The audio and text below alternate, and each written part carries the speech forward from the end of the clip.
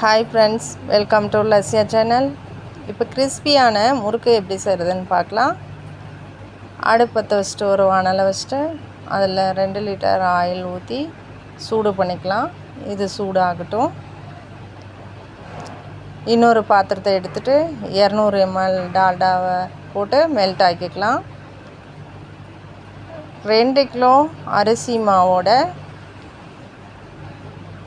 தேவையான உப்பு, மெல்ட் ஆக்கி வச்ச டால்டா, 25 கிராம் ஓமம், 50 கிராம் எள்ளு, 200 கிராம் கடலை மாவு, 200 கிராம் பொட்டுக்கடலை மாவு சேர்த்து நல்லா பிசைஞ்சிக்கலாம். பிசைஞ்சிட்டு இதை ஒரு முறுக்கு உலக்கில் போட்டு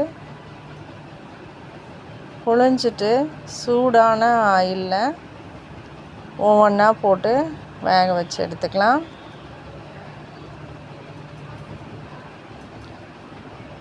நான் இதில் மிளகாத்தூளுக்கு பதிலாக மிளகாயே அரிசி மாவோடு சேர்த்து அரைச்சிருக்கேன்.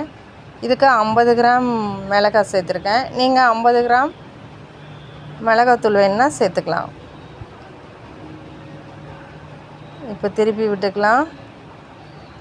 ஒரு அடங்கிருச்சு. இதை இன்னொரு பாத்திரத்துக்கு மாற்றிட்டு இருக்கிற மாவையும் ஒவ்வொன்றா போட்டு வேக வச்சு எடுத்துக்கலாம்.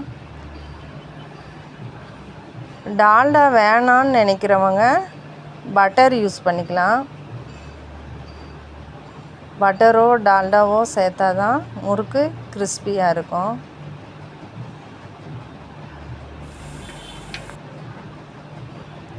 இப்போ கிறிஸ்பியான முறுக்கு ரெடி ஆகிடுச்சு.